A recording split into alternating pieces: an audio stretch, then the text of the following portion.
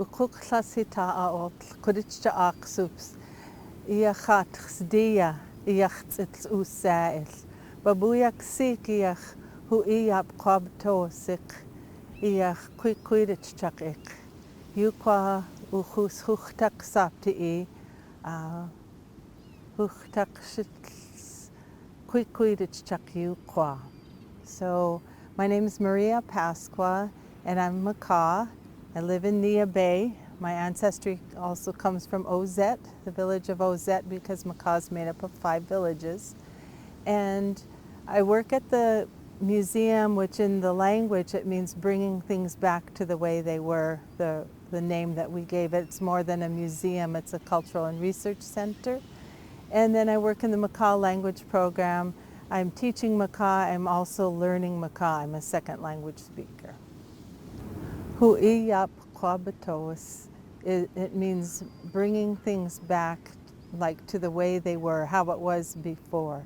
I think it helps us because we've been through a lot of changes. A lot of them were forced changes, such as Indian agency and boarding school era and that kind of thing. But we've been here for a long time and believe that we were given this area by God, and our people were very much a praying people and asked for help to survive. And so we learned to survive in this area from not just the marine resources, but forest resources, the animals, the birds, all of the plant life here, and the marine plant life. All of those things helped us with guidance and prayer to help us and humble ourselves to be able to survive here. Even through, we have really rough winters, but our people use the resources that were here and have passed those type of things on.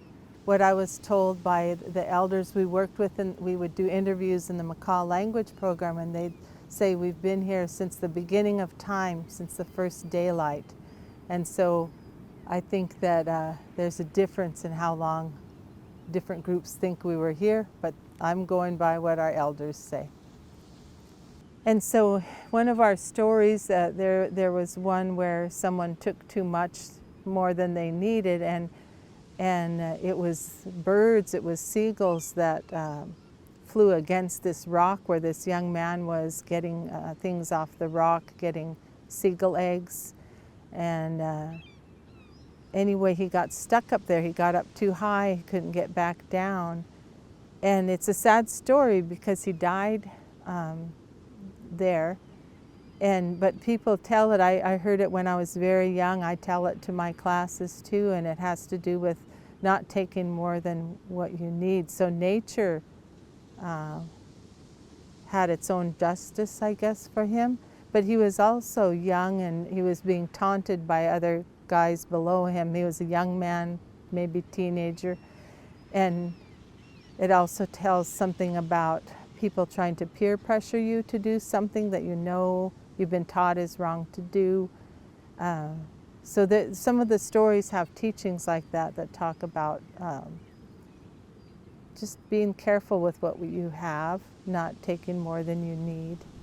So our tribe has set aside different areas on the reservation that are for cultural resources, things that say carvers or weavers, or when you're gathering for medicinal medicine or teas and things, so we can preserve that as well. So I think we're looking at our future and trying to take care of what we are given here. What does your understanding of your ancestors and these stories, does it provide you any hope?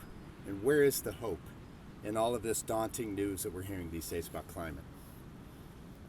I think the hope is in connection.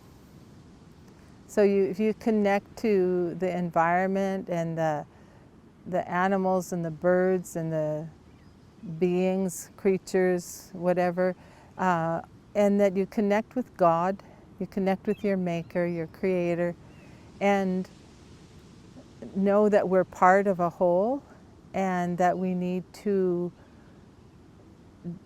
take care of what God has given us and take care of things for future generations to use.